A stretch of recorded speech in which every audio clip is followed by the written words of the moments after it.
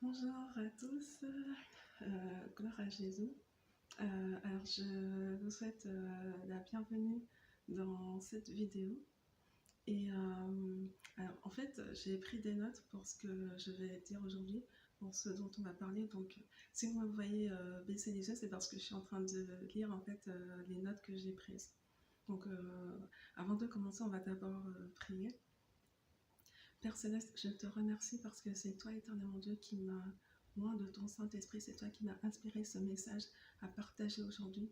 Je te demande, Père Céleste, de prendre la direction, le contrôle de ce moment. Je te demande de couvrir par le sang de Jésus ce message, de couvrir toutes les personnes qui vont entendre ce message, que le sang de Jésus soit sur elles, que le sang de Jésus soit sur moi et que le sang de Jésus protège ce message. Merci éternellement Dieu parce que tu dis dans ta parole que ta parole ne retourne point à toi sans effet, sans avoir exécuté ta volonté et accompli tous les desseins pour lesquels elle a été envoyée. Merci éternellement Dieu parce que cette parole que tu as envoyée, éternellement Dieu, va accomplir. Cette parole que tu as envoyée aujourd'hui, éternellement Dieu, va accomplir dans la vie de tous ceux qui vont entendre cette parole tous les buts pour lesquels elle a été envoyée, éternellement Dieu. Elle ne retournera point à toi sans effet, mais elle va manifester ses effets dans la vie de toutes les personnes qui vont entendre ce message pour la gloire de ton nom. Père Céleste, je te demande de nous purifier et de nous sanctifier dans le sang précieux de Jésus, de tout péché, de toute iniquité, en pensée, en parole, en action, et que toute la gloire te revienne, que toute la gloire te revienne, Seigneur, dans nos pensées, dans nos paroles, dans nos actions, et utilise ce message pour la gloire de ton nom, pour bénir des vies, pour restaurer, pour consoler, pour édifier, pour fortifier, dans le nom de Jésus. Amen. Amen. Gloire à Jésus. Alors, donc, en fait, aujourd'hui, je voulais parler, donc je vais encore baisser les yeux parce que je prends des notes. Donc voilà, en fait, aujourd'hui, je voulais parler d'un sujet qui est réellement important pour Dieu, et c'est la sexualité. En fait, c'est Dieu qui a créé la sexualité, et tout ce que Dieu a créé est très bon. Donc la sexualité, c'est quelque chose de vraiment très bon parce que c'est Dieu qui l'a créé. Et comme pour toutes les choses que Dieu a créées, il y a des règles à respecter pour pouvoir en bénéficier pleinement. Sinon, ça crée des problèmes. Par exemple, c'est Dieu qui a créé la nourriture, mais si on mange trop ou si on mange trop peu, ça crée des désordres, des déséquilibres dans notre corps. Donc, parce qu'il y a des lois biologiques que Dieu a créées de façon à ce qu'il y a des limites à ce qu'on peut manger, et il y a aussi un seuil voilà, un seuil à ne pas dépasser, et un seuil aussi qui est trop bas. Donc ce sont des règles physiques, ce sont des règles biologiques. Il y a des règles dans tout, il y a des règles, il y a des lois spirituelles, il y a des lois biologiques, il y a des lois dans tout parce que c'est Dieu qui a tout créé, et il a créé tout avec sagesse, il a créé des lois avec sagesse pour gouverner tout ce qu'il a créé. Et donc, on vit dans une société où malheureusement la beauté de la sexualité a été pervertie et elle est mal utilisée. Et malheureusement, ça produit beaucoup de souffrance, ça produit beaucoup de honte, de regret et de culpabilité. Et ça ne devrait pas être le cas. Et malheureusement, c'est le cas, c'est ce que expérimente un grand nombre de personnes aujourd'hui concernant la sexualité, euh, de la honte, de la souffrance, des regrets, de la culpabilité, alors que Dieu veut que ce soit un cadeau pour nous. Dieu veut qu'on en profite pleinement et qu'on se réjouisse en fait. Et de nombreuses personnes ont été séduites, trompées et manipulées par le diable. Euh, Puisque le sexe est tellement important pour Dieu, le diable, il s'acharne en fait à tout faire pour détruire la beauté de la sexualité et rendre l'homme malheureux par la même occasion. Alors, pourquoi est-ce que le sexe est si important pour Dieu? Tout simplement parce que le sexe est synonyme d'adoration. C'est une adoration particulière. Et en fait, euh, ça fait référence au mot yada en hébreu. En fait, l'auteur Dana Gresh, c'est une américaine, et dans son livre What Are You Waiting For? La traduction c'est Qu'est-ce que vous attendez? Et c'est un livre qu'elle a écrit pour les adolescents et pour les jeunes adultes en fait, concernant la sexualité, pour ceux qui se préparent au mariage et qui sont dans une période d'attente par rapport à la sexualité. Et en fait, elle explique que le mot yada en hébreu est utilisé dans la Bible à la fois pour désigner l'intimité sexuelle et à la fois pour désigner aussi l'adoration, la louange qui est adressée à Dieu. Et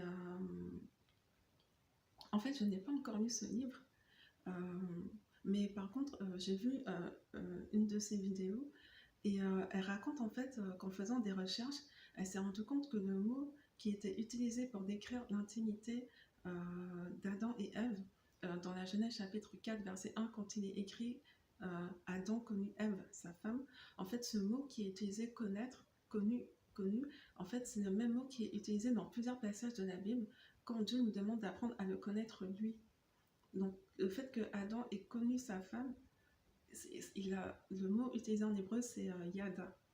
Et c'est ce même mot qui est utilisé quand Dieu nous demande d'apprendre à le connaître. Euh, et le mot yada, en fait, il est utilisé 111 fois dans la Bible. Et dans Osée, dans le livre d'Osée, chapitre 6, verset 3, la Bible nous dit « Connaissons, cherchons à connaître Dieu, car sa venue est aussi certaine que celle de l'aurore. » Donc, dans le mot connaître ici, c'est encore yada. Alors, ce que je voulais dire,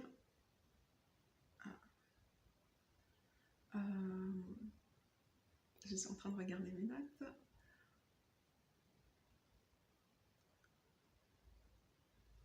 Merci Jésus. Donc en fait, Dieu, il veut qu'on soit intime avec lui.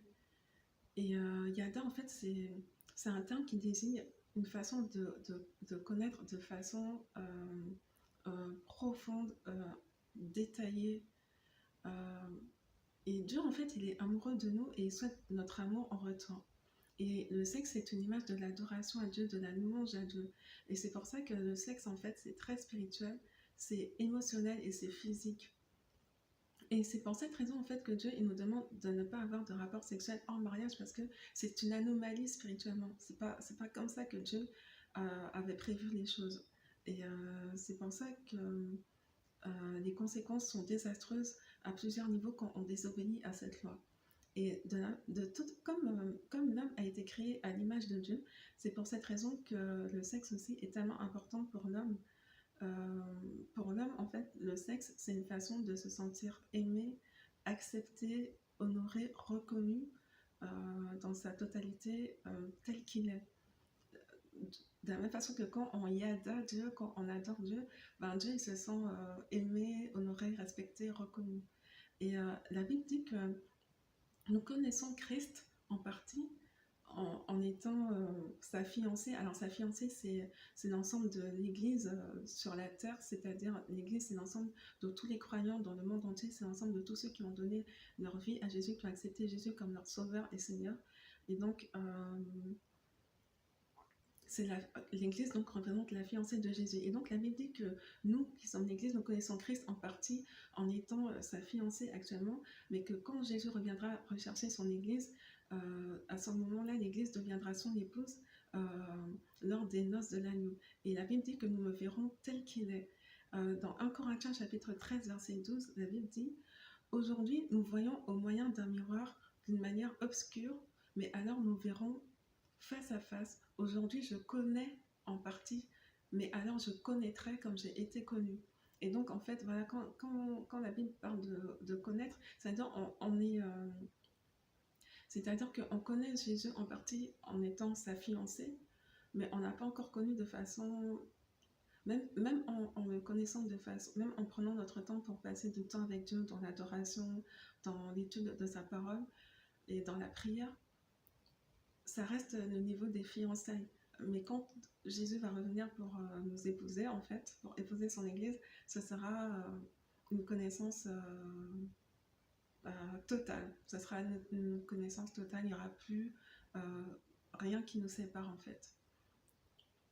Et 1 Jean chapitre 3, verset 10, « Et ce que nous serons n'a pas encore été manifesté, nous serons semblables à lui parce que nous le verrons tel qu'il est. » C'est pour ça en fait qu'à la période de fiançailles, donc là je parle de la période de fiançailles pour des êtres humains, c'est une période sans sexualité, c'est ce que Dieu veut en tout cas pour les chrétiens,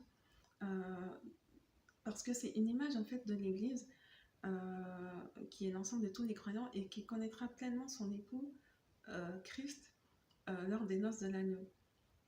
Et la fiancée, elle connaîtra pleinement son mari après les vœux de mariage en ayant des rapports sexuels avec lui, tout simplement. Donc c'est une image, c'est toute une symbolique. Et c'est pour ça, en fait, le mariage, c'est vraiment une symbolique qui représente la couleur de Dieu. C'est pour ça que le mariage est tellement important pour Dieu, parce qu'il y a tellement de choses, il y a tout un message, en fait, que Dieu transmet à travers le mariage, à travers la sexualité, à travers la relation homme-femme. C'est quelque chose qui est vraiment important pour Dieu. Et dans la notion de yada, euh, il y a la notion de bonheur et de plaisir aussi. Et l'adoration, la nuance, est censée être agréable, tout comme les rapports sexuels, en fait.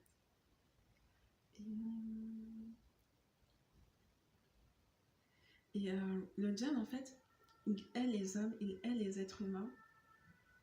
Le diable hait les hommes, il hait les êtres humains. Et il veut les détruire en les empêchant de profiter d'un cadeau merveilleux que Dieu a créé pour le mariage, c'est-à-dire la sexualité. Et c'est pourquoi il y a de nombreuses tentations et de sollicitations sexuelles pour les hommes. Euh, et évidemment, ce n'est pas pour leur bien, ce n'est pas pour leur bonheur. La pornographie, la masturbation et d'autres choses qui représentent du sexe illicite aux yeux de Dieu. Et les femmes aussi sont attaquées au niveau sexuel, mais elles sont surtout attaquées au niveau émotionnel. Donc là, en fait, cette vidéo, elle s'adresse surtout aux hommes, aux frères. Les femmes, elles ont d'autres combats. Parfois, c'est vrai qu'elles ont quelques combats au niveau sexuel, mais elles sont beaucoup plus attaquées au niveau émotionnel. Mais les hommes sont vraiment énormément attaqués au niveau sexuel. Et parce que c'est très important, c'est un cadeau que Dieu leur a donné, et donc le diable veut détruire ça. Et donc c'est important que les hommes sachent comment faire pour ne pas tomber dans les pièges de l'ennemi, tout simplement. Et donc moi, je veux dire simplement aux hommes qui m'écoutent que je les comprends. Je les comprends parce que de la même façon que c'est un combat pour eux au niveau sexuel, pour nous les femmes, c'est un combat au niveau émotionnel. On doit, nous, apprendre à maîtriser nos émotions en tant que femmes, et les hommes, ils doivent apprendre à gérer leur pulsion sexuelle, tout simplement. Bon, après, les hommes et les femmes, on doit apprendre à maîtriser nos émotions et nos pulsions sexuelles, mais là où c'est plus difficile pour un homme, c'est au niveau de la sexualité, et là où c'est plus difficile pour une femme, c'est au niveau de ses émotions. Mais la bonne nouvelle, c'est qu'on a Jésus dans notre vie, et dans toutes ces choses, nous sommes plus que vainqueurs par celui qui nous a aimés. Et donc, nous avons la victoire dans toutes ces choses. Nous avons la victoire sur nos émotions, nous avons la victoire sur nos pulsions sexuelles, au nom de Jésus. Amen. Et je voulais dire donc aux hommes, je vous comprends, et mais vous avez la victoire. Et Dieu aussi, en fait, il vous comprend, Dieu vous comprend. Mais c'est pas parce que Dieu vous comprend que c'est une raison pour céder au péché. C'est possible, en fait, d'être un homme pur sexuellement dans ses pensées et dans son corps. C'est difficile, mais ce n'est pas impossible. Et ça représente un défi très grand, surtout de nos jours, mais ce n'est pas impossible. Et le fait qu'on soit un homme chrétien, c'est un avantage. Le fait d'avoir le Saint-Esprit, ça donne un avantage, parce qu'avec Jésus, c'est possible de vaincre tous ces combats, toutes ces sollicitations, toutes ces tentations qui se présentent, en fait, j'allais dire de façon quotidienne presque.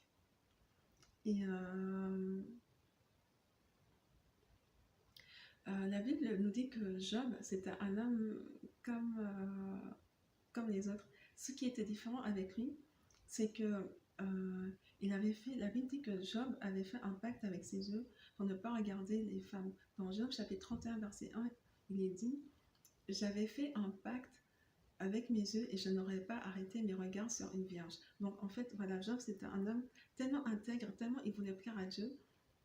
Il s'est dit, voilà, moi je ne vais pas laisser mes yeux se balader n'importe où, même s'il y a des femmes qui sont agréables à voir et tout. Pour ne pas pécher contre Dieu, je vais faire attention à mes yeux. Et il a fait un pacte. Et la Bible nous parle aussi de Joseph. Joseph, c'était un beau gosse. Voilà. Et la Bible nous dit que il a, il a fui en fait devant une proposition qui aurait plu à de nombreux hommes. En fait, de nombreux hommes auraient cédé à cette proposition. En fait, la femme de Potiphar, pour être la femme de Potiphar, ça veut dire que voilà, c'était une femme, elle n'était pas moche en fait. Hein.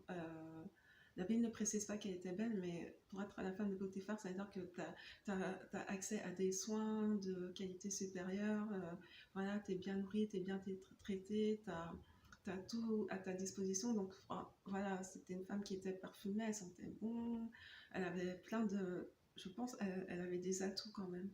Et Joseph, lui, malgré tous ces atouts-là, parce qu'il voulait plaire à Dieu, parce qu'il voulait obéir à Dieu, la Bible nous dit qu'il a fui. Et c'était un beau gosse. Alors, moi, je le respecte, Joseph, je l'admire tellement. Voilà, c'est un homme franchement extraordinaire. Il est beau, il est intelligent, il est sage, et voilà, il se maîtrise sexuellement. Et franchement, moi, j'admire un homme comme ça. Il n'y a rien à dire, quoi. Et en fait, Job et Joseph sont des hommes que Dieu a richement récompensés et honorés pour leur sacrifice dans ce domaine de la sexualité en particulier. Euh, et toi, en fait,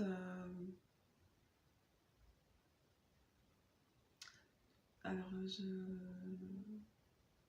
Alors toi, en fait, qui est un homme qui m'écoute, excusez-moi, en fait, voilà. Donc toi, en fait, qui est un homme et qui m'écoute, je voulais, euh, je voulais te dire que cela est ton partage. Tu peux être comme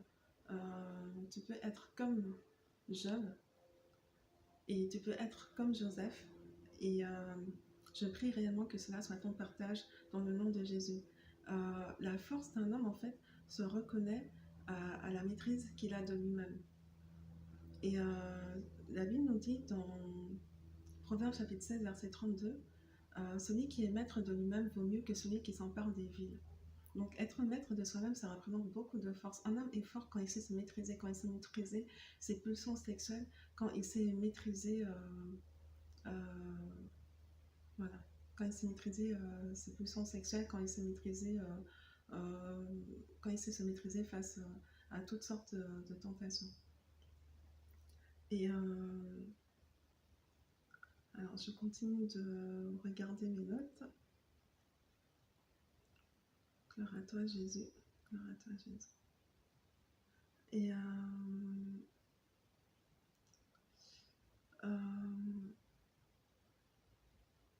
donc, je reconnais que cela demande beaucoup de force pour un homme de se garder sexuellement pur jusqu'au mariage et ensuite de continuer à se garder sexuellement pour sa femme, uniquement pour une seule femme, pour le restant de ses jours. Ça demande de la force, ça demande de la maîtrise de soi, ça demande du renoncement à soi. Et ce sont les hommes forts qui parviennent à faire cela. Mais en fait, ce n'est pas une force naturelle, c'est une force surnaturelle, c'est une force que le Saint-Esprit peut donner, et c'est une force que le Saint-Esprit te donne maintenant, à toi qui es en train de m'écouter maintenant. Dieu te donne euh, cette force en fait de te maîtriser sexuellement. Par la grâce de Dieu, tu as la puissance de te maîtriser sexuellement, de garder pur jusqu'au mariage, et une fois que tu seras marié, tu vas rester fidèle à ta femme au nom puissant de Jésus. Cela est ton partage. Et cette force, elle t'est communiquée de façon surnaturelle par le Saint-Esprit au nom puissant de Jésus. Amen. Et moi, je déclare en fait que tous les hommes qui sont en train de m'écouter, maintenant, vous êtes des hommes forts, vous êtes des champions. Et c'est pourquoi vous avez la force de résister à toute forme de tentation sexuelle qui se présenterait à vous dans le nom puissant de Jésus. Cette force, elle vous est communiquée maintenant de façon surnaturelle par le Saint-Esprit au nom puissant de Jésus. Vous êtes fort, vous savez, vous maîtrisez toutes vos pulsions sexuelles. Vous avez fait comme Job, vous avez fait un pacte avec vos yeux pour ne pas regarder d'autres femmes que vos épouses respectives au nom puissant de Jésus de Nazareth. Amen.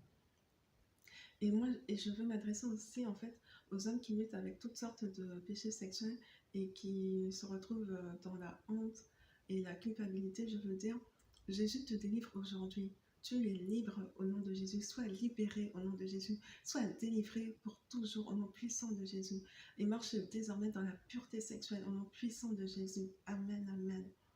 Et nous allons faire deux types de prières pour la pureté sexuelle.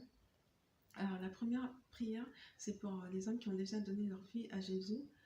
Et ensuite, on va faire une prière pour ceux qui vont accepter Jésus. Alors, ceux qui ont déjà accepté Jésus, vous pouvez répéter après moi. Père Céleste, je te demande pardon pour toutes les fois où j'ai abusé du don que tu m'as fait concernant la sexualité, en pensée, en parole ou en action. Je me repens et je te demande de me rendre pur à nouveau.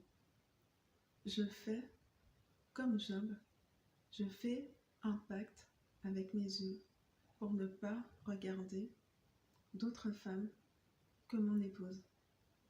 Et je fais comme Joseph, je fuis en présence de la tentation émotionnelle ou sexuelle dans le nom puissant de Jésus. Merci parce qu'en toi, j'ai toujours la victoire. Au nom de Jésus, Amen, Amen, Amen. Amen, Alléluia, gloire à Jésus, vraiment. Donc vraiment bravo à toi qui as fait cette prière avec moi. Et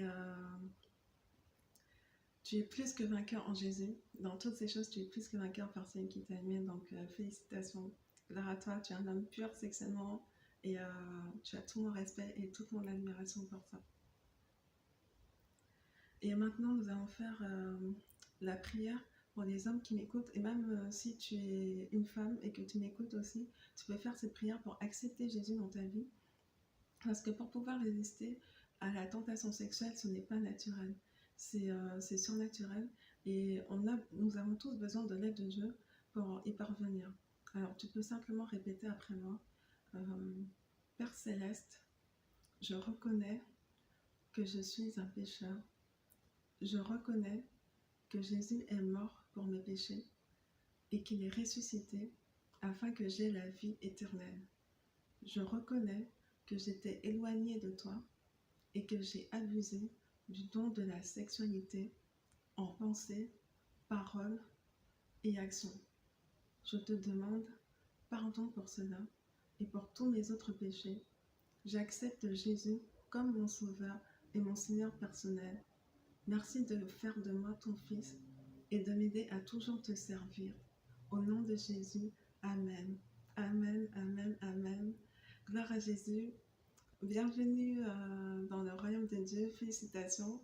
Donc, gloire à Jésus. Tu pourras trouver des détails des pas à suivre en fait pour ta marche avec Jésus dans la boîte de description qui est en dessous de la vidéo.